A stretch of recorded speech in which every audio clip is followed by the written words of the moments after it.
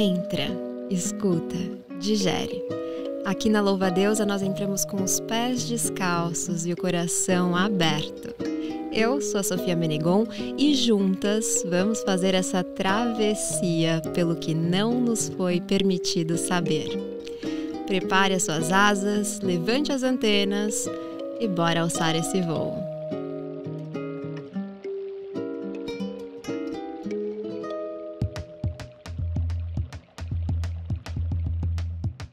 Hoje é dia de revoada, e dia de revoada, você já sabe, a gente já tá aqui com os nossos bons drinks, alcoólicos, não alcoólicos, purpurinas, confetes, aqui o estúdio tá em festa.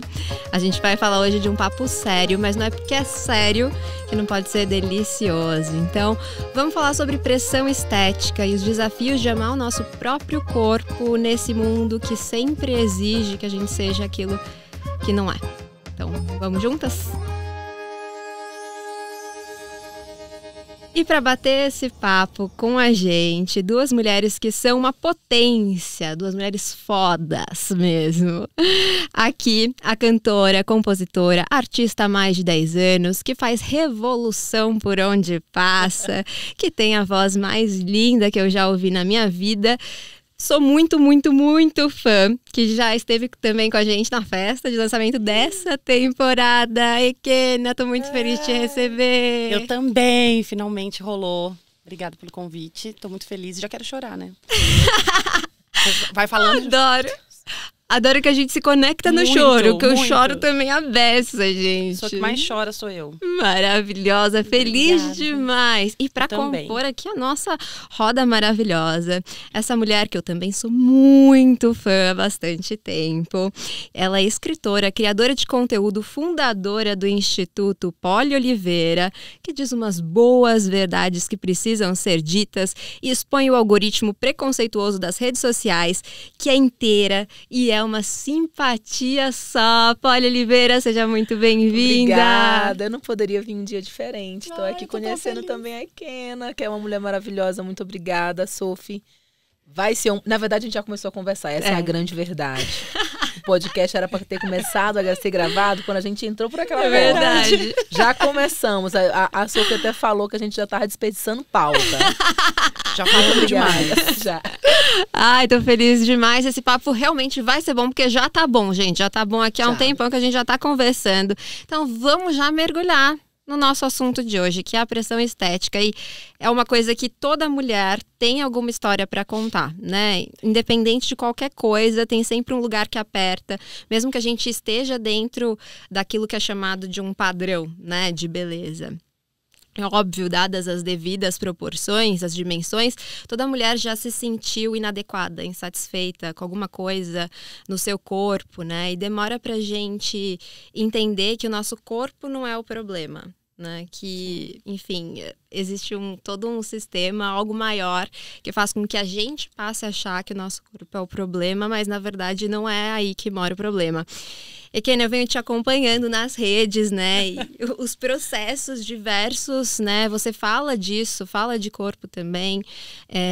E eu lembro de te assistir falando nos stories que você estava recebendo, né? Você até publicou algumas mensagens ali que você estava recebendo de comentários sobre a sua nova fase, né? Esse novo momento que você tá com o seu corpo, né? Quer dizer, as mudanças do nosso corpo viram pauta, né? Então, assim, imagino que antes talvez fosse o contrário também, né?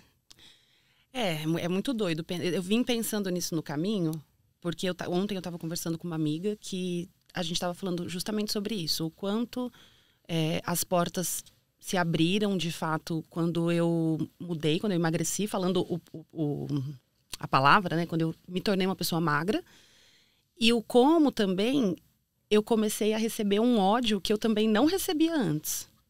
E assim, muitas coisas mudaram, né? Eu passei a ser assediada, que era uma coisa que não acontecia quando eu estava gorda, assim, e, tipo, não tinha um assédio masculino. Aquele assédio incisivo, aquele assédio, tipo, não aquela coisa de, ai, nossa, como você tá bonita hoje. Mas aquela coisa incisiva, de ser, tipo, abrir o Instagram e o cara te mandar uma foto pelada, sabe? Umas coisas assim. E eu não tinha ódio também. Eu até me vangloriava um pouco, falava tipo, nossa, eu consigo criar um conteúdo, fazer coisas na internet, falar sobre pautas que eu sei que são ainda muito escondidas na sociedade, assim, que as pessoas pouco debatidas, debatidas e sem ódio. Tipo, eu me vangloriava disso. E aí um dia uma amiga falou, quando a gente começa a ficar grande, de fato, assim, alcançar mais pessoas, o ódio começa a chegar, porque a gente tipo assim, a gente tá realmente alcançando lugares, né? E aí os lugares onde tem mais essa coisa do hater, né, de ficar falando. Eu recebi muita coisa disso no começo, quando eu resolvi que eu ia emagrecer, quando eu decidi. E aí eu também tornei isso público, porque assim, eu sempre fui muito sincera com os meus seguidores e com as pessoas que me seguiam por conta da música também, com os fãs, assim, que vão aos shows e tal. Eu sempre fui muito honesta. Que tudo que eu decidisse fazer na minha vida, eu sempre ia comunicá-los, porque eu achava... Compartilhar. Né? Não que eu ache que é obrigação, porque, eu sou uma pessoa... Porque as pessoas às vezes falavam assim pra mim, eu acredito que com você isso deve rolar mais ainda. Você é uma pessoa pública, então você tem que falar sempre. Não sou obrigada. Entendeu? A nada. Mas eu sou uma pessoa sincera. Então, o dia que eu decidi, dia 26 de outubro, que eu lembro a data, porque eu falei, eu vou passar por um processo que eu sei que eu vou emagrecer, eu sei que eu vou me tornar uma pessoa que talvez eu esteja buscando por ela há muito tempo, mas agora eu tenho coragem de ser ela. E eu sei que as pessoas vão criticar, porque eu levantava uma bandeira muito forte, eu estava presa naquela bandeira. Então, assim, eu sabia que isso ia acontecer, então eu fui preparada para receber também a chuva de comentários maldosos sobre o meu corpo que eu recebi. E é muito louco, porque, tipo assim, se você tá gordo, você recebe porque tá gordo. Aí as pessoas falam pra você, às vezes, emagrecer. Aí você vai fazer isso e as pessoas vêm falar porque você tá emagrecendo. Aí foi que eu entendi o que era realmente assim, que nunca vai tá bom pra ninguém. Nunca. Né? Nunca tá bom. Nunca. As pessoas vão sempre falar. E você falou nesse negócio, né, de... eu sou uma pessoa pública, mas parece que o nosso corpo realmente, ele é sempre público, né? O corpo da mulher... O corpo feminino. O que é propriedade feminino, de todos, menos da gente. Menos nossa. Exatamente. Como se fosse patrimônio público. E o que a Kena tá falando é sobre a gente se tornar refém de pautas, né? A gente começou a conversar isso ali fora. E é muito louco. Por exemplo, eu já falei muito sobre o feminismo, né? Falei muito e continuo falando. É uma pauta que eu defendo, que eu acredito. No entanto, isso não nos impede de, ao longo da vida, mudar algumas opiniões. Ter questões que você hoje não defende mais tanto quanto defendia antes.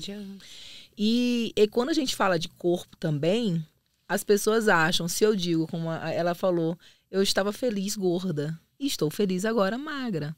Só que as pessoas confundem isso e acham que se você defende que você está feliz com esse corpo tem que ficar com você o resto da sua vida e acabou. E esquece que a gente é múltipla, que a gente muda todos os dias, né? E que são ciclos, né? E que são ciclos. A gente vai amadurecendo, eu vou fazer 40 anos, vou fazer 39, 40 anos ano que vem. Mas a minha cabeça, ela muda todos os dias alguma coisa. Nós mulheres mudamos todos os dias, né? A gente vai amadurecendo também, amadurecendo questões. Eu falo que, tipo, quando eu lancei Todos Puts, por exemplo, em 2017, eu era uma pessoa. E hoje, quando eu vou revisitá-la, muitas vezes eu penso, nossa, eu teria feito isso daqui diferente. Quando eu assisto o clipe, nossa, isso daqui eu não teria colocado. Porque eu fui mudando, eu não tinha a consciência que eu tenho hoje com 25 anos, com 24, eu tenho 35 também. A gente já tá mais perto dos 40 do que dos 20, né? Exato. E eu também escrevi um livro, o nome do livro é Mulheres Gozam. E é um livro que eu mudaria 50% do que eu escrevi lá. Jura? Juro. Mudaria 50%. Por muitas razões, principalmente pelo fato de eu ter mudado muito a minha cabeça. Sim. E eu acho isso muito lindo. É lindo. É lindo. E a gente assumir isso também. Assumir. Porque tem muita gente que também esconde. É o que eu falo, quando eu assumi para os meus seguidores que... A neném tá chorando. Gente, eu tenho que ir pro ar. Eu tô com a minha filha de 2 meses aqui. Eu estava amamentando e eu estou ouvindo aqui ao fundo o chorinho também de um bebê. Eu não tô ouvindo, senão eu já tinha parado. Não, mas é mãe, né? Mãe tem o... Tá na fusão, por né? Por mim, vocês não tiram isso desse episódio. Não vamos tirar isso desse episódio, a gente mantém. Aqui tem 3 mulheres conversando, isso, uma mãe de uma recém-nascida que está com o pai lá fora e ela está berrando. E é mas não é isso fome, também. tá? Mas não é fome. A gente para pra ela entrar, não? Isso não é fome, porque ela amamentou. Isso é falta de jeito do pai. Ele que se vire lá fora e vamos continuar. Ixi, então, passa o recado pro pai. Pode passar o recado. Deus, ela manda você se virar, vai dar uma volta com essa neném. Valeu, Benê. Então tá bom, ó. A gente pode parar, não tem problema. Fome não é porque ela mamou muito. Então, e é o que eu ia dizer. Às vezes a gente, por exemplo, quando eu tive o Gael, e isso aconteceu uma vez que eu fui gravar um programa, e aí ele tava com o pai, e de repente ele começou a gritar, berrar, e eu desesperada, eu levantei e fui. Hoje eu já não levantaria mais também. Outra mudança que eu tive, de entender que assim, cara, ele é pai. Sim. Ele também sabe como calar um nenê, entendeu? Exatamente. Ele também sabe como embalar a filha, o filho dele. Então, assim, você que se vire aí, que agora eu também tô aqui trabalhando, eu não vou parar. Maravilhosas. E esse negócio você estava falando, Polly, que eu acho muito legal isso da gente falar, de você sentir presa a bandeiras, né? Porque eu sou feminista, eu continuo entendendo da pressão estética, né? O quanto que ela é criada, ela é uma engrenagem do patriarcado para fazer com que a gente fique presa, né? Então, gastando energia, tempo, dinheiro com, né, ficar bela e nunca chegando a esse padrão de beleza. Então, eu entendo tudo isso, ao mesmo tempo em que eu entendo também que se eu me proibir de viver o que eu quero viver, ainda que seja usar uma maquiagem, colocar um botox, né? Que é uma coisa que eu tinha prometido pra mim mesma, que eu falei, nunca vou colocar. Imagina, nunca vou colocar. Semanas atrás eu tava fazendo, né, a minha primeira sessão de botox, não sei se chama sessão. Sei lá, deve ser. Aplicação. Que pra mim foi uma experiência ruim, porque eu fiquei super inchada no dia seguinte, estrábica, assim. Eu fiquei assustada, não sabia que podia acontecer isso. Mas que depois eu amei, assim, e fiquei feliz. Coloquei... Eu tava começando a ficar com uns vincos aqui na boca. Aí eu falei, também quero tirar isso. Aí ela colocou uma ácido hialurônico, né, que chama preenchimento.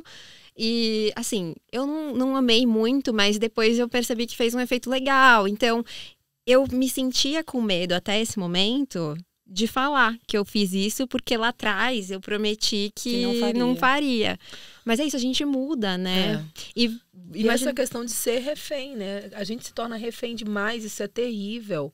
Eu também faço botox. E há uns anos atrás, eu também levantei a bandeira de não vou fazer. Nunca vou fazer. Só que eu acho que, trazendo pro extremo, né? Essa questão de ser radical demais com as suas convicções. Gente, a gente muda todos os dias, a gente muda todo o tempo. E a gente tem que ser mais leve. E esse negócio de ficar pondo a gente em caixa. Tipo assim, hoje você pertence a essa caixa. Cara, eu vou citar uma coisa que, assim, eu achei muito legal. Esses dias eu tava assistindo o ao vivo da Carol, acho que é Carol Biazinha, não sei como fala o outro nome, mas eu acho ela incrível, assim, ela é musicista, uma cantora muito foda. Mas eu tava assistindo o ao vivo dela que ela lançou, e ela falou num determinado momento sobre caixas, que as pessoas, que ela queria ocupar várias caixas, que na verdade ela queria uma caixa aberta para ela circular, ela tá na caixa dela, mas ela pode transitar por várias outras, porque as pessoas têm essa mania de colocar a gente na caixa. Então, assim, você levanta a bandeira do body positive, então você só pertence a essa caixa. E você nunca pode emagrecer. Isso. Por favor, né? Você tem que ser isso daí pro resto da vida. Aí você fala que, não vou fazer botox, então você não pode fazer nunca. Nunca. Deixei meu cabelo encaracolado, nunca mais posso alisar. A gente tem que entender, eu tava falando com a Ekena agora há pouco e com a Sophie, as motivações e se encher de informação. A gente tem que se munir de informação, porque informação é conhecimento e conhecimento é liberdade para você fazer suas escolhas. Eu falo muito sobre pressão estética, principalmente sobre essa banalização das cirurgias plásticas. Isso não quer dizer, e eu quero frisar isso não quer dizer que eu seja contra a cirurgia plástica, contra procedimentos estéticos. E eu achava que eu tinha sido claro na minha comunicação.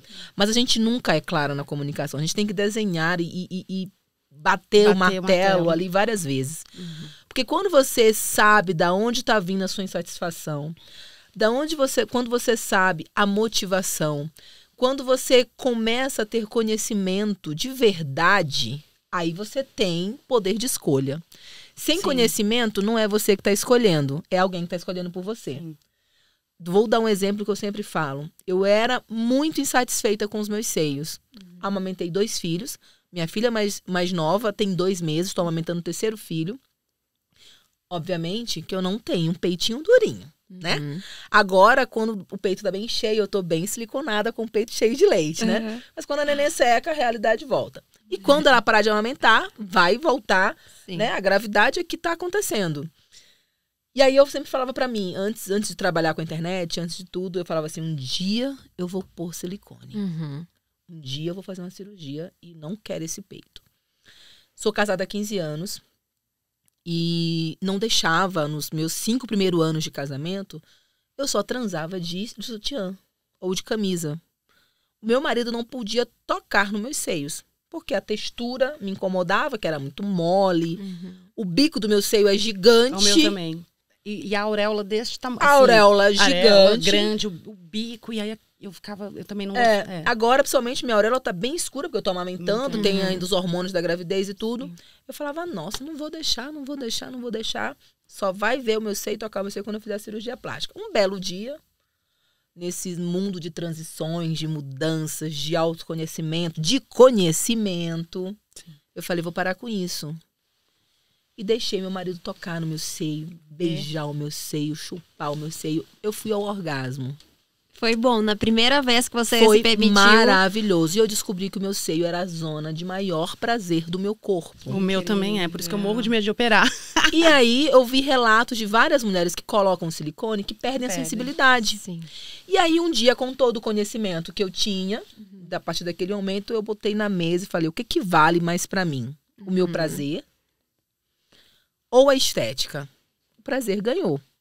Primeiro porque o meu marido, meu parceiro, não tem nenhum problema com a imagem dos meus seios. Sim. E eu jamais também faria por conta dele gostar ou não. Eu faria muito mais por mim. Lógico. O que parece muito contraditório, que a gente nunca faz por a gente, né? A gente sempre faz pelo outro. A gente faz também pelo outro, é verdade. A gente se faz também pra... Eu falo assim, hoje... Pra ser vista, né? Hoje eu me olho no espelho e eu vou mentir pra vocês aqui e falo assim, eu me gosto muito mais hoje do que há, 2 anos atrás. Mas isso não quer dizer que eu não gostava daquela pessoa também. Não quer dizer isso. Mas hoje eu sou mais feliz comigo, assim, mais satisfeita. Possivelmente, se eu fizesse uma cirurgia plástica no meu seio, visualmente eu ia gostar muito mais. Sabe? Porque a gente aprendeu também que aquele peito é o mais bonito. Gente, essa conversa, na verdade, aqui, ela é tão louca porque a gente fala e se contradiz ao mesmo tempo. O tempo todo. O tempo inteiro. Exatamente porque o patriarcado fez um negocinho tão bem feito. Sim, que a gente se sente até culpada de falar, de admitir que a gente gosta mais. Que a gente gosta mais. Sim. Mas possivelmente as chances de eu gostar muito mais são muito grandes. Eu tenho certeza que se eu fizesse aqui um peitão bonito, diminuísse a auréola, botasse um silicone, levantasse, eu ia gostar do que eu estava vendo no espelho. Mas e aí, na hora do sexo? Posso falar? Eu fiz. Eu sempre quis saber como que é pra uma pessoa que fez e nunca tive coragem de perguntar. Olá, menina, aqui tá a nossa chance. Eu coloquei... Você perdeu a sensibilidade? Eu tinha 20 anos, 19 para 20, foi muito cedo. Muito cedo eu não gostava de mim, mas não gostava do meu peito, não gostava de nada em mim. E eu sou super padrão, né? Super dentro daquilo que é a expectativa. Eu vou te falar uma coisa agora, só cortando rapidamente, porque depois eu vou esquecer, porque eu sou essa pessoa. Eu acho, hoje, dentro de uma coisa que eu... mais padrão do que eu era, que pra quem é padrão, a pressão estética é ainda maior pra quem tá fora do padrão. Que aí vai pros detalhes, né? Sabe por quê? Porque quando a gente eu falo isso pra todo mundo assim. Você não quer perder esse lugar. E não tem só isso. Quando eu era gorda, as pessoas não esperavam coisas de mim. Porque elas olhavam pra mim, elas sabiam que eu tava gorda. E eu também sabia e tava tudo bem. Então, assim, eu usava, por exemplo, eu não usava sutiã há muitos anos, tinha um peito caído mesmo, todo mundo sabia, era visível, eu punha pra internet toda ver. Eu usava cropped, eu usava sainha curta. E achava que tava sempre abalando, me sentia abalando. E as pessoas que me viam também não esperavam ver uma coisa que fosse... outra coisa que aquilo, que uma pessoa gorda, que é uma pessoa gorda, que tem uma barriga, que tem uma perna com celulite e tal. Hoje, eu não consigo fazer coisas que eu fazia quando eu estava gorda, porque as pessoas esperam vê em mim uma pessoa magra. Elas olham pra mim, elas esperam um peitinho durinho aqui em cima de uma pessoa magra. Porque quem não sabe que eu emagreci 40 quilos e olha hoje, ela não faz a leitura. Ela faz a leitura da pessoa magra e ela espera aquele corpo, quando fala, ai, porque ela malha pra caramba, não sei o quê. Aquele corpo escultural desenhado de uma pessoa que malha pra caramba. E não de uma pessoa que perdeu 40 quilos e tem flacidez. E tem celulite, tem um braço que ficou mais flácido, um peito. O meu peito não existe, gente. Isso daqui é preso com fita, tá? Eu conto mesmo pra todo mundo. Eu faço toda porque eu não gosto de usar sutiã, então eu uso aquelas fitas de... Sim. De subir, eu prendo todo ele e deixo ele aqui, porque pra mim é mais fácil, mais prático. Entendeu? Mas desculpa, só tô cortando porque era pra dizer isso, que eu acho que afeta mais. Você sabe que eu não sabia que eu era magra até eu acho que começar a gravar esse podcast em 2019, porque eu estudei numa escola de elite. E existe, eu acho que tem uma coisa que eu ainda não estudei muito a fundo, mas eu entendo que exista uma diferença de como a pressão estética ela atinge as diferentes camadas sociais também. Com certeza. E lá as meninas eram todas muito magras, muito magras. Muito mais magras do que você. Muito mais magras do que eu, muito mais magras. Então você, para aquele grupo, era uma mulher gorda. Eu era gorda e existia, assim, uma cobrança milimétrica sobre a sua aparência. Tudo era motivo de bullying, sabe? Pra você sofrer bullying, pra você ser... alguém tirar um sarro seu. Então, eu vivia num terror constante.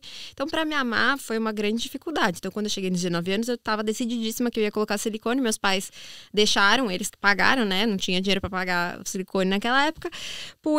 E na época eu amei, assim. Pela primeira vez eu me olhei no espelho e amei. E até hoje eu gosto muito, muito do meu peito, assim. Achei que ficou lindo mesmo. Mas é muito bonito mesmo. E é muito natural também. Pra mim, muito não natural. achei que tivesse. Mas... zero sensibilidade. Eu perdi toda a sensibilidade aqui nessa parte de baixo. Eu passo a mão, eu não sinto. Chega a ser aflitivo, porque às vezes coça. E eu não consigo coçar, porque eu passo o dedo e não coça. Então, assim, às vezes não só que eu não tenho mais o prazer que eu tinha. Eu também tinha prazer nessa área do meu corpo, que eu gostava muito. Eu não só não tenho mais esse acesso a esse prazer, como eu não consigo nem coçar. E, além disso, depois de muitos anos, eu fui descobrir que tem aquela questão lá do silicone, que ele desencadeia uma série de inflamações no seu corpo. A doença do silicone, né? Exato. Que eles falam. Eu tenho artrite psoriásica, então, com certeza, tem intensificado as minhas dores. E eu penso muito em tirar e fazer, né, como chama? Explante de silicone. Eu tenho uma amiga que fez agora, recentemente também. Eu tenho muita vontade, ao mesmo tempo que eu tenho muito medo. Muito medo de me olhar no espelho e não gostar. Sim. E aí eu me sinto refém também disso. Olha só como é louco, né? O circuito que a gente é colocada. Super maluco. Muito. E aí, quando a gente tem conhecimento, por isso que eu falo para as meninas, eu tenho também um público jovem muito grande. Eu falo, não é sobre você não fazer. Não é sobre isso. Exato. Aí tem mulheres que acham, eu não posso fazer uma bariátrica, eu não posso emagrecer, eu não posso colocar um silicone, eu não posso fazer uma rinoplastia. Cara, você pode tudo. Você pode. A cirurgia plástica foi criada lá no início como reparadoras para ajudar mulheres, né? E hoje é usada para fins estéticos, que também ajuda muitas mulheres. Sim, porque a autoestima é um negócio que... É saúde, a partir do momento que de saúde. Eu falo, a partir do momento que a gente tem autoestima, em tudo todos, melhora. não é só estética, mas uma autoestima intelectual, tudo melhora. Você melhora no sexo, você melhora com as pessoas. Hoje, eu, Poli, não negocio o meu seio, porque é um local de muito prazer. Agora ele está sob posse da Helena, né? Então ele está ali ainda somente da Helena, mas logo, logo o marido toma conta novamente. Vai estar pra jogo. Mas eu não negocio isso. Mas por quê? Porque eu me enchi de conhecimento. Eu fui ler, eu fui buscar, entende?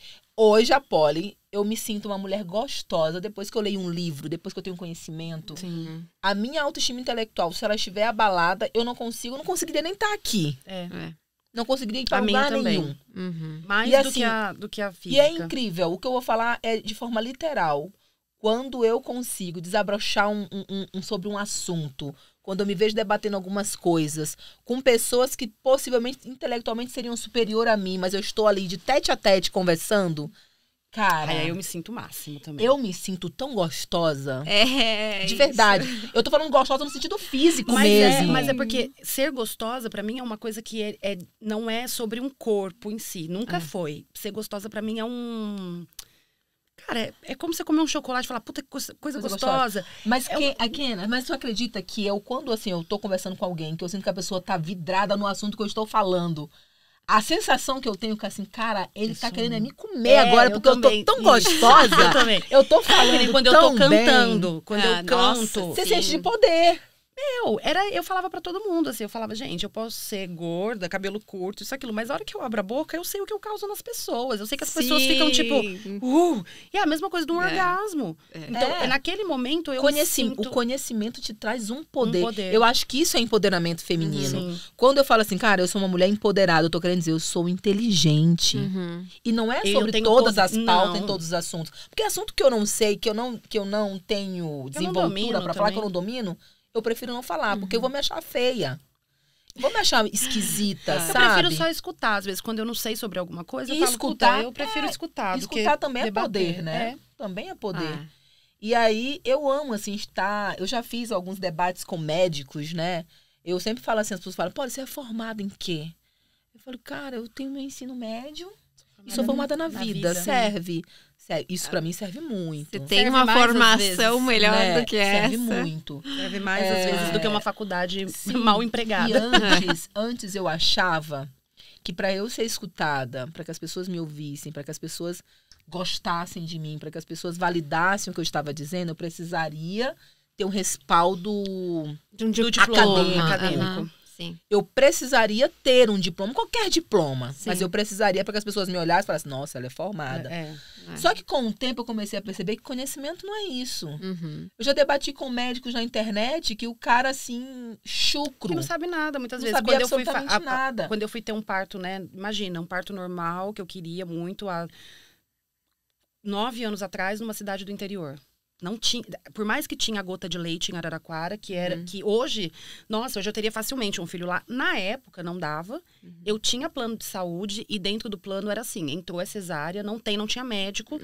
Eu, com 4 semanas de gestação, eu já saí com a cesárea marcada. Porque o Gael nasceu no dia 14 de outubro. No dia 12 de outubro, esse médico ia viajar. Então, ele já tinha deixado ali pro dia 11 pra não correr o risco dele não estar. Sabe aquelas coisas malucas? Sim. Eu já saí dali e eu sempre fui... Ai, gente, um negócio que eu sempre tive. E eu levo pra vida. Hoje eu aprendi um pouco, mas eu sempre fui muito... Meu nariz sempre foi muito intrometido. Eu brigava com todo mundo mesmo. Eu ia na internet, eu dava um Google, eu sempre fui muito curiosa, desde pequena. Isso é muito importante. Minha mãe era chamada na escola. Minha mãe tá aqui vai assistir isso e vai falar, nossa, é verdade, Akena. Minha mãe era chamada na escola desde os 6, 7 anos, porque eu debatia com as professoras. Eu falava para as professoras, principalmente às vezes as de inglês, falava, você está falando errado. Não é assim que fala. E isso era ruim, né? Tipo assim, coitada dessa professora também. Gente, eu falo muito na internet, minhas seguidoras, não tenham medo de se posicionar porque você não tem um currículo acadêmico. Porque você não é formado, porque você não é pós-graduada. Se você domina o que você fala, você pode ser analfabeta. Vai lá e fala o que você tem que falar. Sim. Sabe? E se abra também, porque eu acho que o legal da gente se abrir pra falar do que a gente pensa, de como a gente pensa, do que a gente consumiu de informação, é também se abrir pra ser mudada, assim, né? Se é pra pessoa falar um argumento e fale, nossa, talvez você tenha razão. Talvez tenha razão nisso. Isso é de uma, assim, maturidade, de uma grandeza. Você ter coragem de dizer de você, daquilo que você pensa, é também se abrir para ouvir o que o outro pensa e poder estar errada, talvez, em alguma coisa. Ou você descobrir que você está certa e que é isso mesmo e que vamos aumentar ainda mais essa argumentação e aprender outros argumentos para debater, né? Senão a gente fica com medo e a gente não se coloca... não se abre para nada.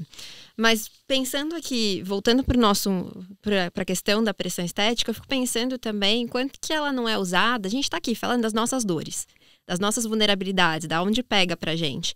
Mas nem sempre a gente fala, né? Na maioria das vezes a gente não fala. A gente esconde. A gente não fala nem quando... Conheço gente que fez cirurgias plásticas e não conta nem pra melhor amiga, porque teria vergonha.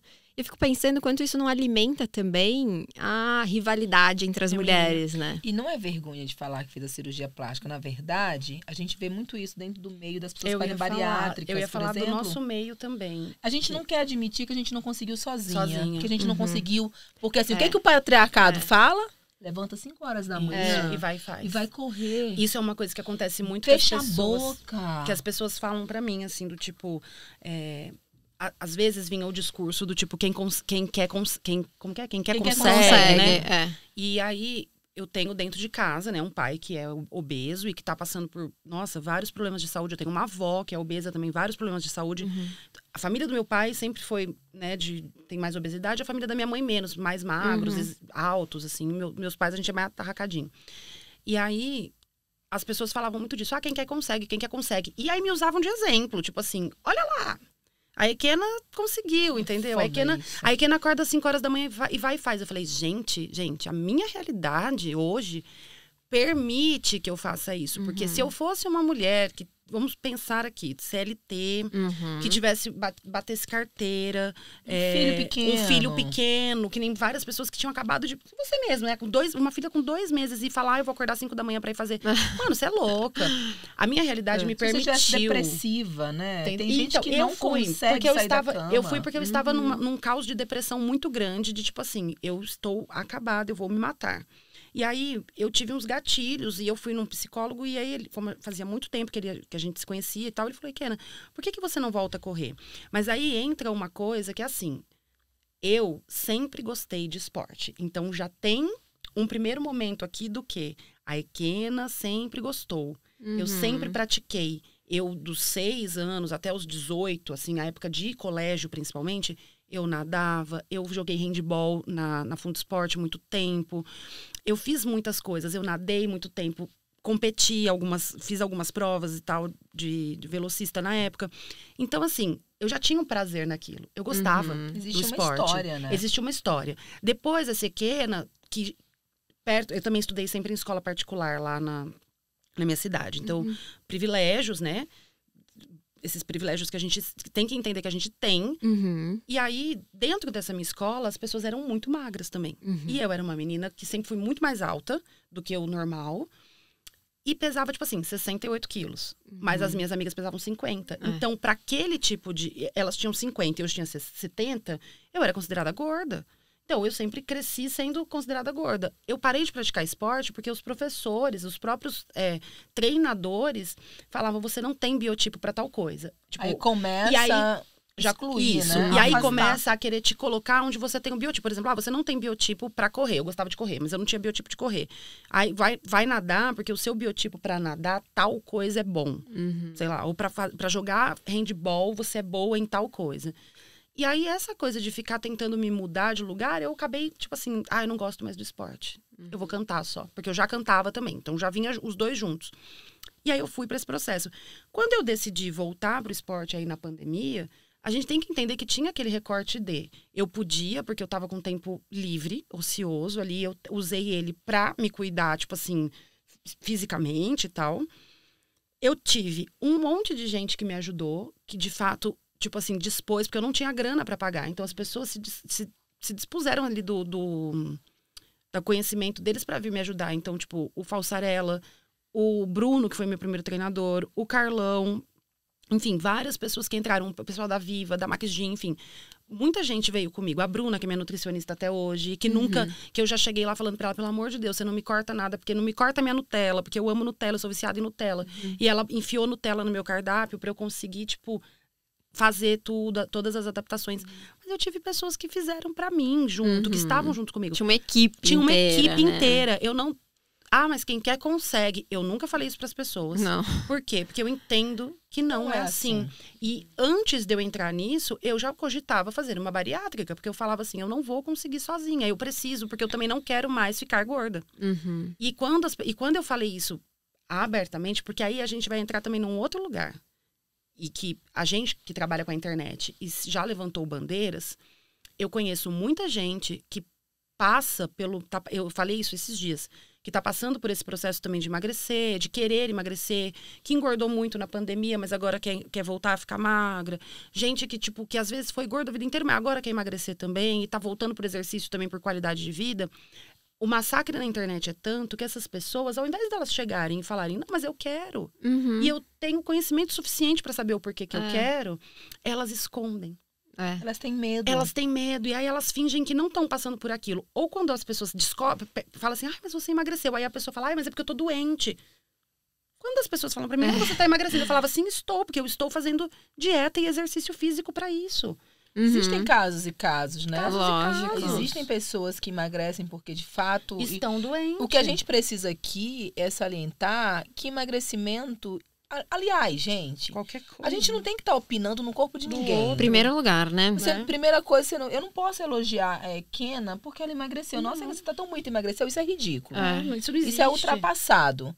Elogia a Kena pela voz dela maravilhosa, pela inteligência, pelas escritas de músicas lindíssimas. Até pela disciplina também. Porque eu falo pra todo mundo. Disciplina. Eu não era uma pessoa disciplinada. E o esporte me ensinou a ter rotina, coisa que eu não tinha. E hoje eu dou graças a Deus.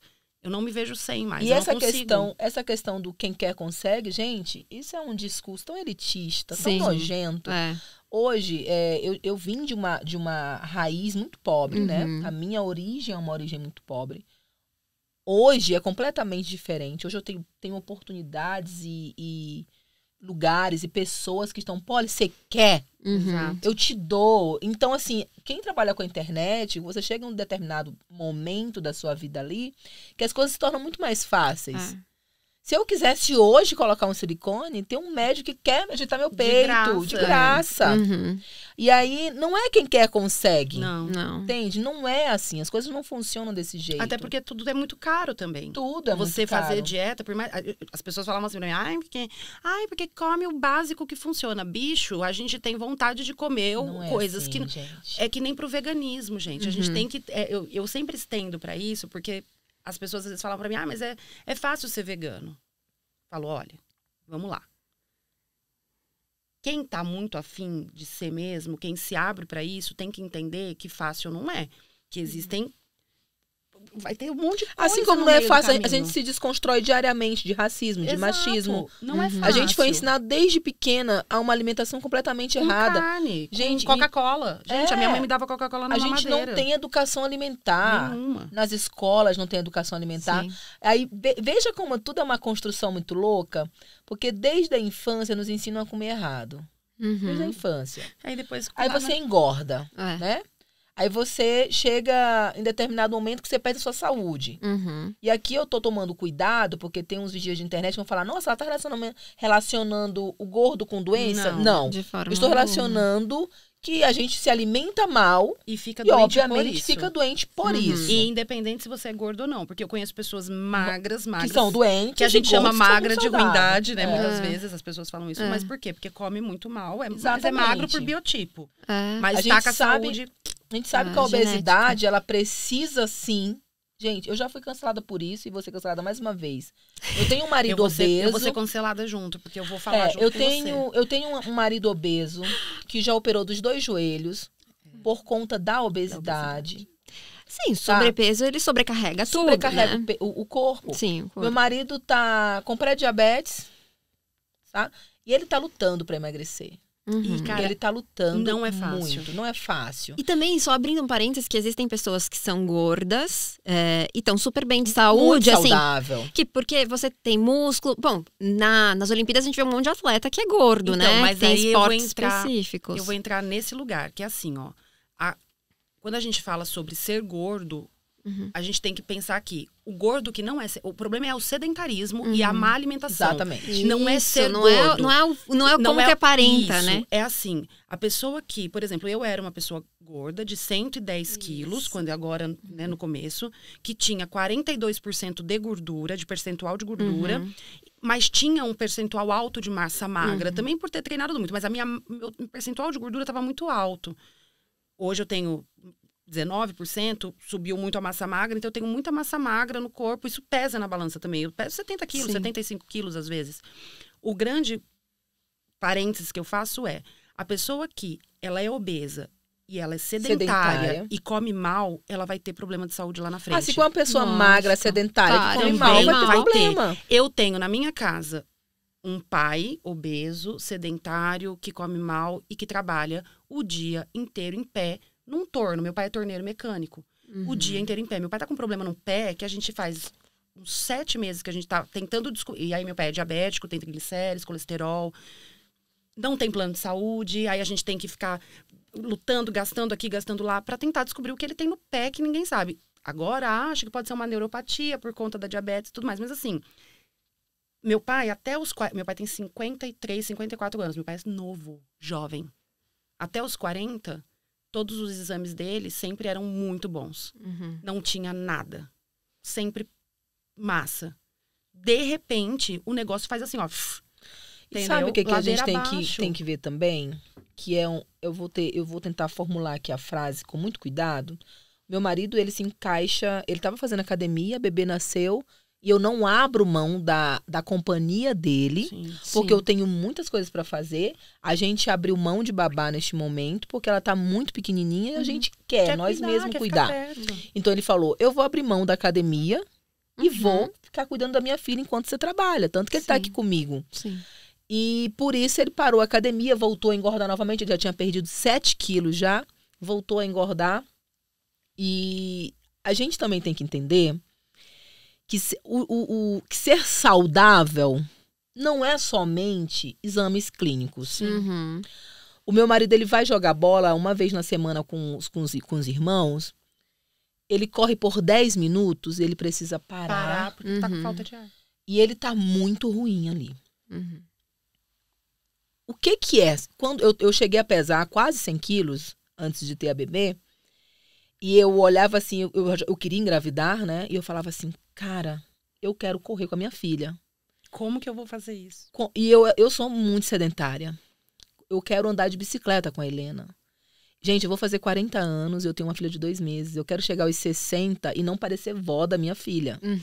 Eu quero que não só isso, você chegar também aos 60 e poder cuidar dessa sua filha até essa época. E poder cuidar da minha filha e correr com ela e brincar com ela, sabe? E eu sei, não adianta, é muita hipocrisia. Se eu não cuidar do meu corpo, se eu engordar desacerbadamente, né, ficar com obesidade, são fatores que eu vou atrair de risco de saúde muito sérios. Entende? Então, assim, a gente precisa... Essa pauta, ela é importante. A gente tem que ter cautela? Tem. A gente tem que saber o que fala? Tem. Eu até vou me privar um pouco de falar muitas coisas, porque eu também não domino muito bem esse assunto e eu não quero só ficar enchendo linguiça aqui.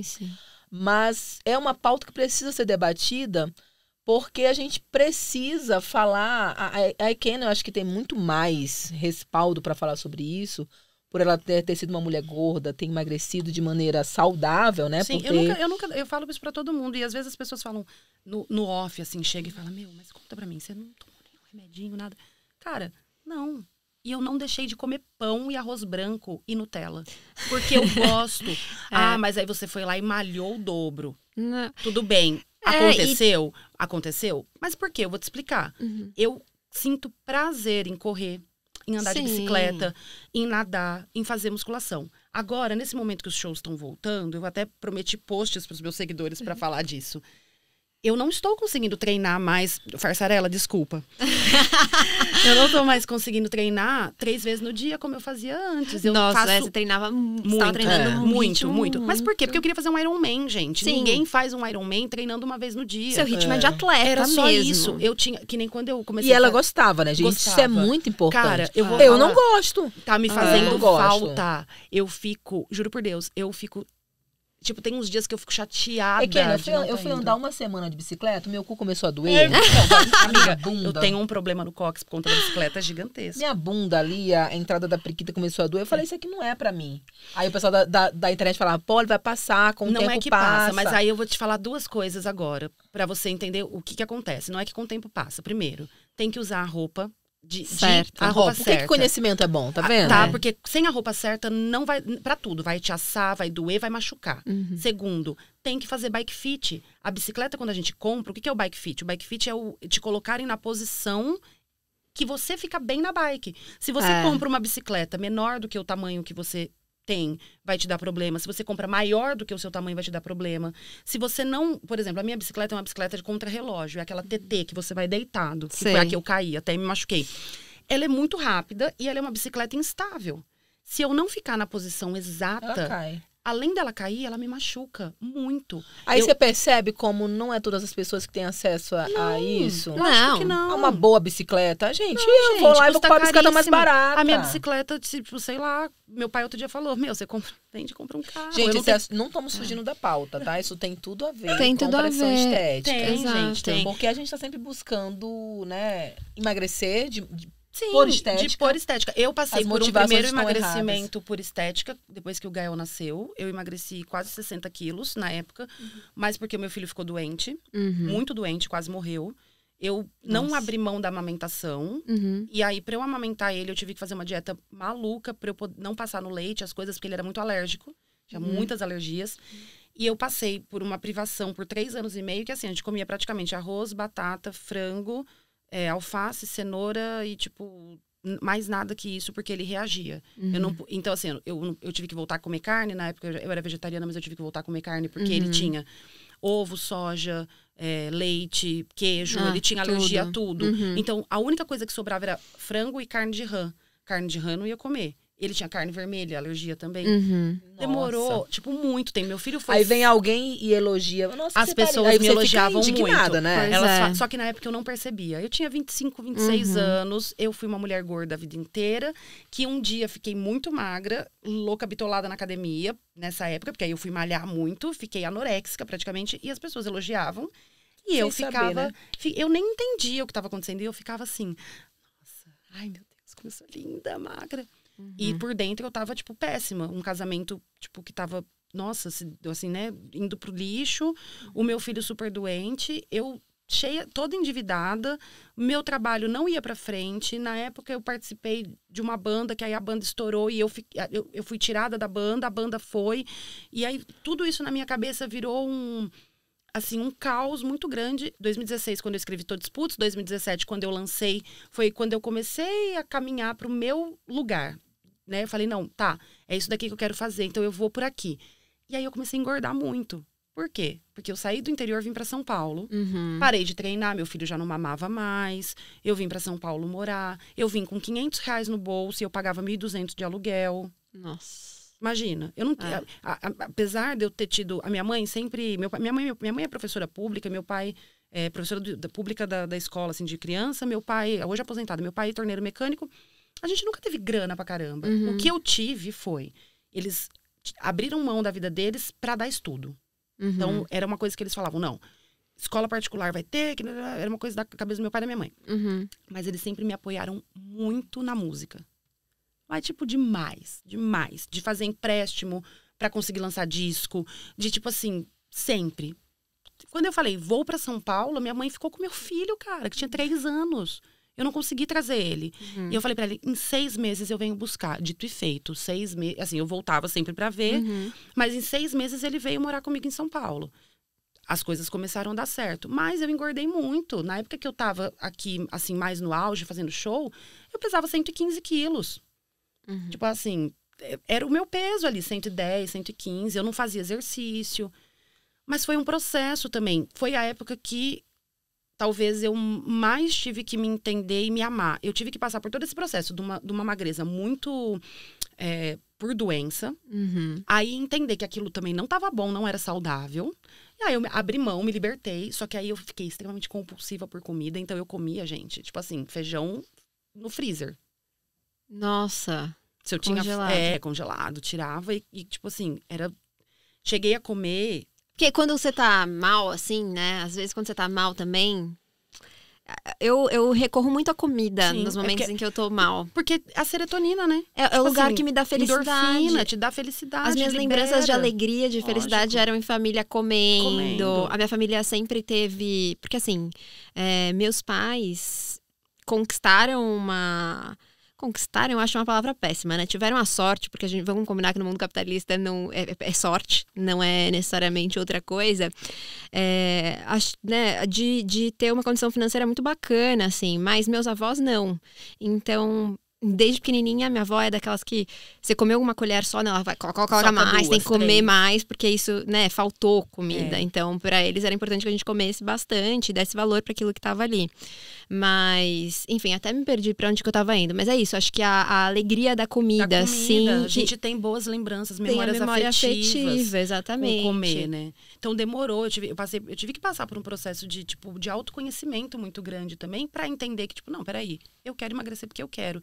Ninguém falou para mim, olha, emagrece, olha. Sim. Não. Eu acordei um dia e falei, cara, não está bom. E a gente tem que respeitar essas pessoas que tomam essa decisão, né?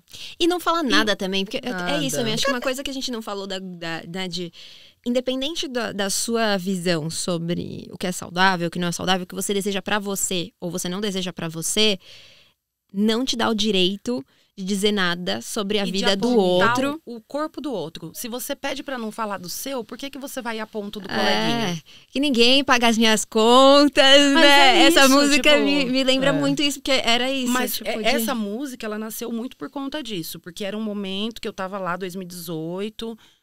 época de Bolsonaro, né, assim, daquele fervor da coisa do Bolsonaro.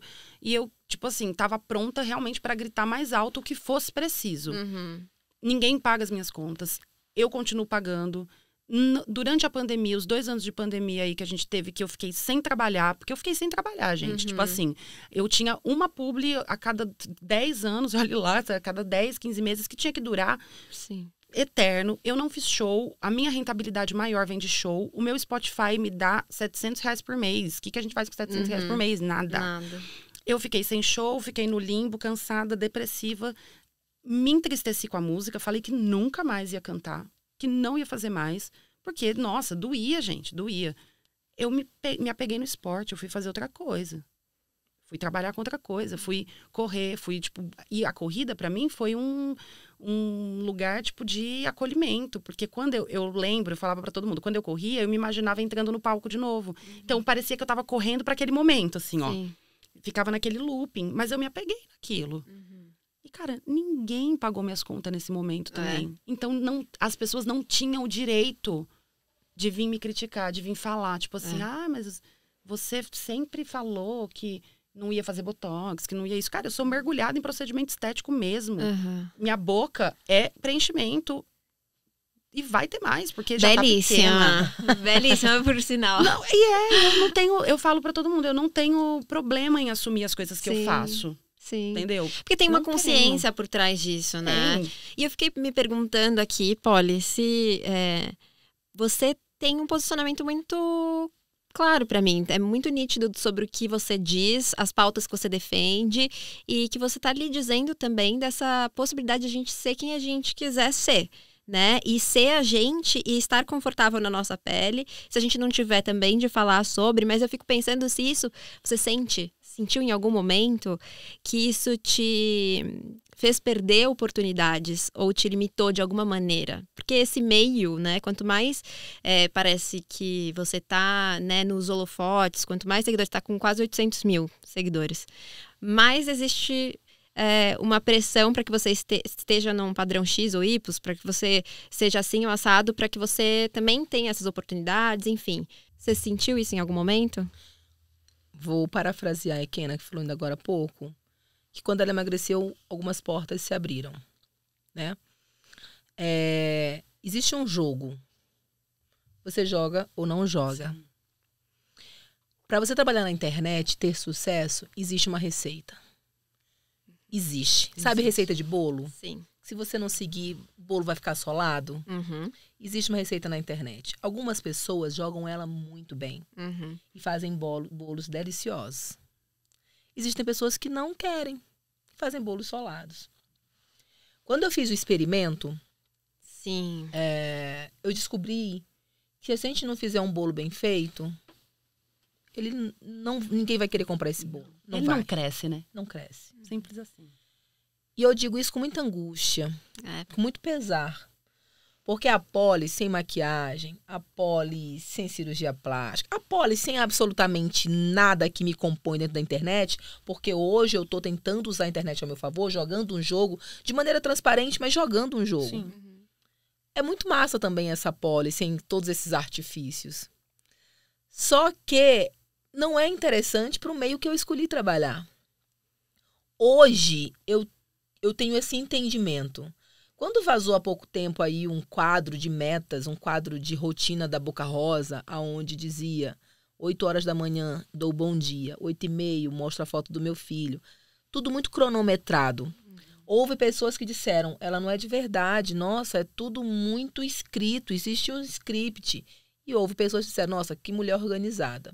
E ela disse, isso aqui é minha empresa. Eu ia falar, é um trabalho, gente. Esse aqui é o meu trabalho, é a minha empresa. Se eu não fizer dessa forma, não vai funcionar. E meu filho não come, entende? Exatamente.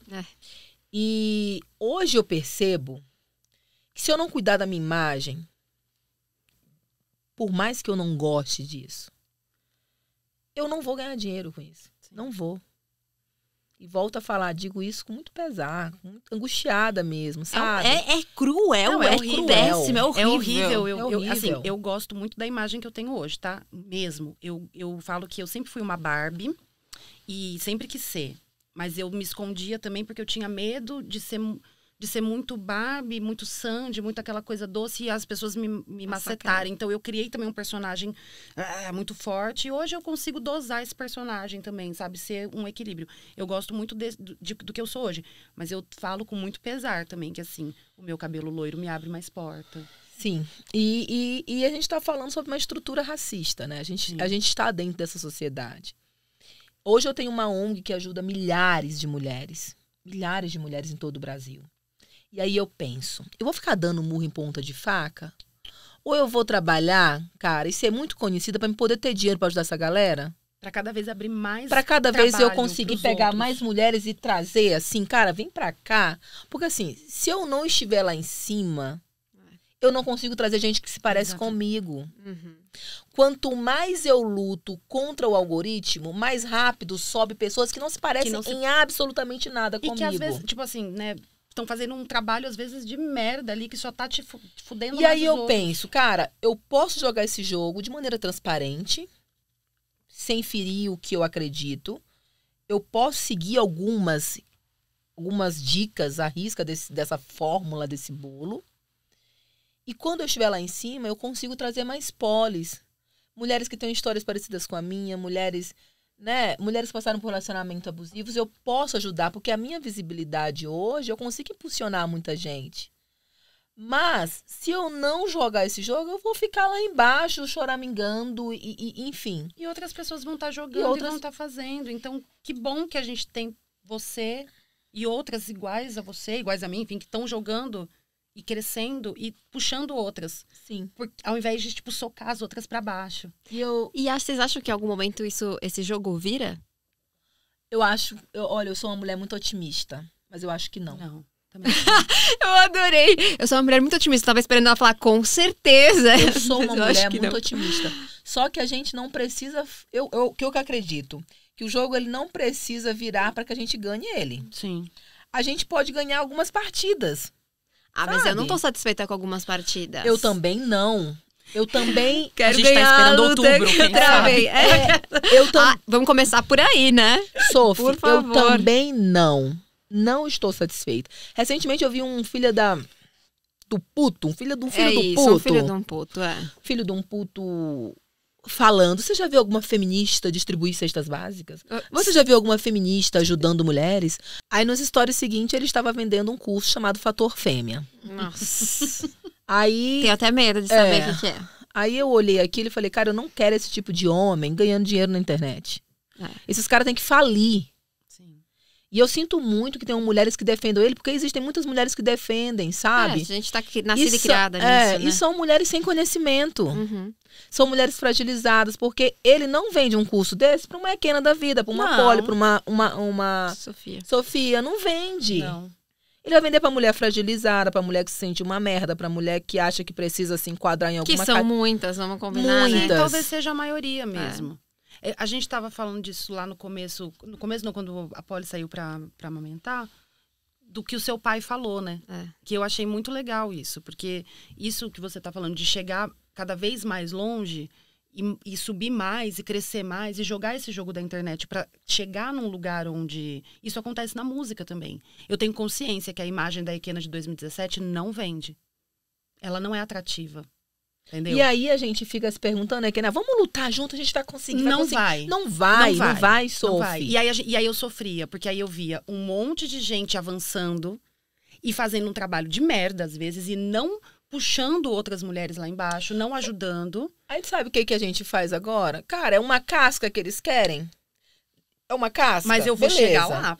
Mas eu vou chegar e eles vão ver o que tem dentro da casca, que aí foi entende? o que seu pai falou, sabe? Meu pai falou que depois do show da Ekena, ele assistiu o show da Ekena e falou, se essa mulher, se todo mundo ouvisse o que essa mulher tá cantando, ouvisse ela cantar, ela ia mudar o mundo, porque não tem como uma pessoa ouvir e não mudar a forma de pensar, né? Mas para isso as pessoas precisam ouvir. E eu entendi que assim, Todos Puts por si só, ela não vai chegar.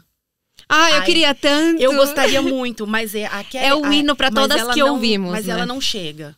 Mas essa Ekena que vem agora, e que eu tô trabalhando firme nela, e não é porque vou dizer assim, e tô trabalhando duro e gosto muito, tá? Sim. Meu show novo, as minhas escolhas novas, não são coisas que eu estou fazendo sem gostar. Lógico. Tipo assim, vou só fazer pra ganhar dinheiro. Não. Eu consegui dosar tipo assim, vou fazer pra ganhar dinheiro, mas também vou fazer gostando. Eu gosto muito disso que vem, mas ele é muito mais comercial. Eu coloco ele, e aí, depois que todo mundo engole aquilo, que todo mundo consome aquilo, cara, eu só preciso de uma música. Eu não preciso fazer vários hinos feministas, várias coisas feministas. Não, eu já fiz um que já serve. No final ele vem, porque depois que as pessoas estão completamente apaixonadas por você, e quando elas aí elas te dão ouvido. Elas te escutam. E aí você consegue mudar uma parcela, porque eu tenho certeza que se amanhã eu consigo cantar para, vamos supor, 30 mil pessoas, vou num estádio, e esse estádio tá lotado de meus seguidores, lógico, que já entendem, mas estão lotados dos namorados, e da mãe, e do pai, daquela galera que ainda não entende muito, mas se eu conseguir passar aquilo que eu passei ali naquele dia para 80 pessoas, eu consegui passar para 30 mil, essas 30 mil vão levar adiante. Mas eu entendi que a Ekena que apontava o dedo na cara, que chegava de teta de fora, afrontando, né, tal, ela não é comercial, não vende. Não vende, ela não chega, ninguém quer aquilo. E aquilo me fechou muitas portas, gente. Muitas. Fecha muitas portas. Muitas. E assim, a gente vê grandes mulheres hoje no topo, e eu adoro ver mulheres no topo, mas também. Assim... Se você colocar aí no Google agora, as 50 mulheres mais poderosas do mundo. Eu tenho isso em um estudo feito, quando eu fiz o experimento. E um dia eu vou montar um material belíssimo para jogar na internet. Se vocês botar as 50 mulheres mais poderosas do mundo, se tiver duas que se pareçam comigo, é muito. 51 é branca e loira do olho azul. Isso diz muito. Isso diz muito. E as mulheres negras que estão nessa lista, elas estão preenchendo também um padrão. Aí eu te pergunto, vale a pena eu ficar dando murro em ponta de faca enquanto eu poderia estar crescendo para levar outras mulheres? Porque assim, se a gente chegar no topo em uma quantidade grande, aí a gente consegue fazer revolução. Aí a gente consegue ocupar, né? A gente consegue ocupar espaço. A gente precisa de mulheres na política, a gente precisa de mulheres em todos os locais. Todos os locais. E mulheres diversas, sabe? Sim. Não só as brancas, a gente precisa de mulher preta, gorda, precisa de mulheres trans, precisa de todos mulheres os tipos indígenas, de mulheres. Todos indígenas, os tipos. Todos os tipos e cores, e enfim.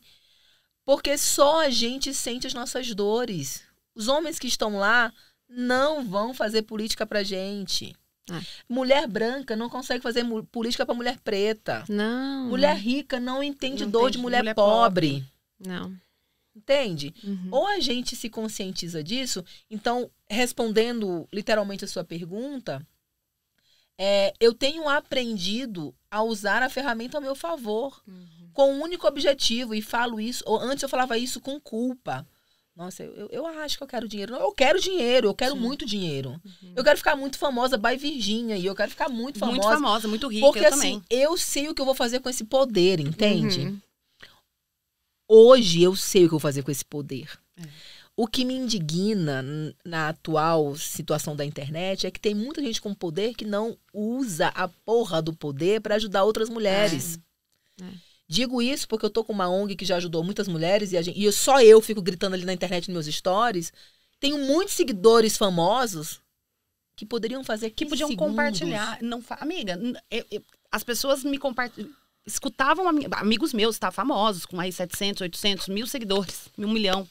Escutava a minha música de fundo, fazendo ali o vídeo, não sei o quê. Não me marcava. Não punha um arroba, a música, o crédito da música. Quanto custa? Eu tenho seguidores aí com 50 milhões de seguidores. Eu tenho famosos que me seguem que são milionários aí. Sim. Que poderiam dizer assim, gente, a Poli só conheçam a ONG da Poli. Acabou, não levou nem 10 segundos a porra. E outra, ninguém vai perder seguidor por isso, ninguém vai, tipo, sabe assim, é um negócio então, assim, tem muita coisa pra mudar, né? É só isso aqui, vamos se unir, cara. Sim. Ou a gente, eu já disse isso várias vezes, se as mulheres fossem unidas, tal qual os homens são, Bolsonaro não estaria no poder. E a gente já tinha dominado o mundo. Teríamos. Então vamos começar isso agora. Né? Vamos começar esse acordo agora. É utópico, Sophie. Isso é utópico. Eu já percebi isso. Lendo as mensagens. Eu falei, eu sou muito otimista, mas hoje eu sou muito pé no chão também. Eu também. Lendo as mensagens que eu recebo. Eu sou sagitariana, gente. Eu não sou pé no chão. Mas eu sou sagitariana. Eu sou tipo com uma... eu sou canceriana, mas flecha sou muito lá no outro lado do... Mas eu acho que é um pouco... Você tá com quantos anos? Desculpa. 29. Daqui a pouco melhora isso daí.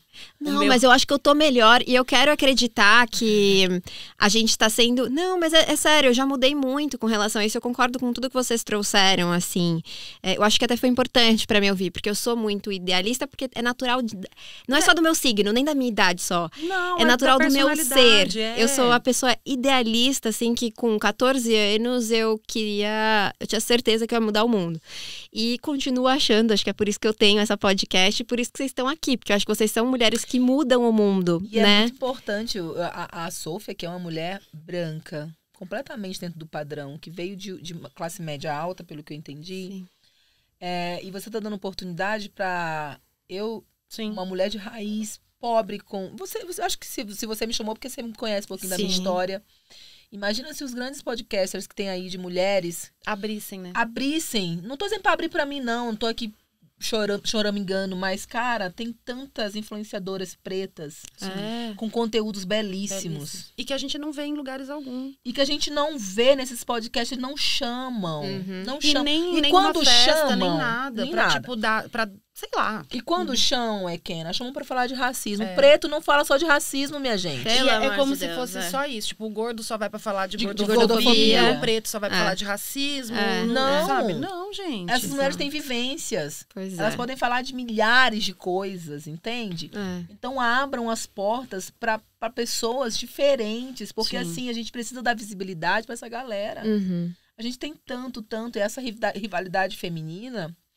ela é criada justamente porque a gente não vê mulheres brancas entendendo. Você tem um poder, mesmo eu tendo 800 mil seguidores e você 10, 15, 20 mil, você consegue acessar muito mais lugares por causa da sua aparência do que eu. Sim, com certeza. Abre muito mais. Muito mais. É o que eu falo, as pessoas hoje me abrem portas de carro, as pessoas hoje em dia, elas me olham na rua, tipo assim... É terrível. É horrível. É até horrível pensar que às vezes, tipo, eu tava voltando da academia esses dias de short, é muito do lado, de shortinho, camiseta, shortinho.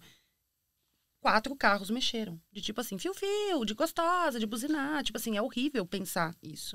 É muito louco, muitas questões, complexo, né? Quando a gente demais. começa a falar, é muito complexo. Precisaria de muitas horas. Não tem como dar conta, mas assim, o que eu quero terminar, assim, dizendo pra vocês é que é isso. Eu acho que eu sou uma pessoa idealista e eu vou morrer assim, porque mas é de mim. É importante que você tenha isso. Alguém precisa sonhar, né? Tudo que a gente isso. conquistou, alguém achou que podia chegar lá. Sim. E eu acho que vocês acreditam também, por isso que vocês também estão aqui. Um puxa o outro, né? Um vai levando o outro. E eu acho que é importante ter o pé no chão. Eu gostei muito de ouvir vocês, porque pra mim ainda é muito difícil. É muito difícil lidar com as minhas próprias contradições e hipocrisias, né? Por eu ser também, acho que a branquitude e os ricos que estão tomando consciência de classe estão vivendo esse momento de como lidar com tudo isso, que pode ser cômico, né? Até certo ponto, mas também é real. Eu falo sempre isso pra todo mundo. Eu acho que se as pessoas entendessem que assim, vamos supor, hoje eu ser magra e ela me abre portas, então eu subo e aí eu puxo que a porta não tá abrindo pra ele. Exatamente. Se todo mundo fizesse isso, Nossa. se todo mundo como você, que vem de um lugar de muito privilégio, abrisse porta pra quem não tem, estendesse a mão, cara, mas o mundo a revolução era não outro. vai vir dos brancos e ricos, não, porque como vocês também disseram, com isso eu não sou muito otimista. Eu acho que a gente tem que se responsabilizar, quem estiver desperto, que se desperte, se responsabilize, mas eu acho difícil. Acho difícil que venha daí, mas eu fico muito feliz que a gente tenha tido essa conversa, que a gente tenha trocado e que a gente possa ter outras conversas para continuar essa, porque tem muita coisa que faltou a gente falar, sempre fica com aquele gostinho de podia falar daquilo, podia ter falado daquilo. Então, sintam-se assim, em casa, quando vocês quiserem voltar. Semana que vem a gente pode voltar. Adoro. Então, bora. A casa tá aberta. E você encerrou belamente o podcast quando reconhece que a revolução não vem da elite, da branquitude. Porque eles não trazem no sangue a ira que a gente traz, né? A força de vontade de mudar esse país, o Brasil, o mundo. Que lindas, obrigada. Me passem arrobas, trabalhos, enfim. Agora eu passo de vocês para fazer aquele bom jabá. É o jabazinho. Escutem Ekena, o meu jabá escutem essa mulher. O meu jabá vai conhecer o Instituto Poli Oliveira. É isso, assim que a gente faz. Vamos se fortalecer. Eu conheci você, rapidamente falando, quando você compartilhou a minha música para falar alguma coisa na época do experimento. E me marcou em tudo. Aí, quando eu fui ver, eu falei, gente, ela já me seguia, que vergonha. A gente podia encerrar, era a Ekena cantando o refrão da música. Já pensou, gente? Ia ser chique. Dá tempo. Então esse vai ser meu recado. Eu tô igual o Faustão, vai na capela aí. Vai na capela aí. Eu tenho pressa, eu quero ir pra rua. Quero ganhar a luta que eu travei. Eu quero andar pelo mundo afora, vestida de brilho e flor. Mulher, a culpa que tu carrega não é tua. Divide o fardo comigo dessa vez, que eu quero fazer poesia pelo corpo e afrontar as leis que o homem criou pra dizer. Maravilhosa. Essa mulher tem que ter milhões de visualizações, gente. Isso. Eu não aceito. Agora a gente vai chegar. É agora. Espalhem esse episódio. A gente se vê na próxima semana. Até lá. Essa podcast é uma produção Louva a Deusa. Convidadas Poli Oliveira e Ekena. Criação, apresentação e produção Sofia Menegon. Roteiro Letícia Silva. Edição Thaís Ramos. Redatora Fernanda Romil. Designer Jéssica Lima. Gravação Estúdio Banca Podcast. Técnico de som J. Benê. Imagem Jéssica Sacol.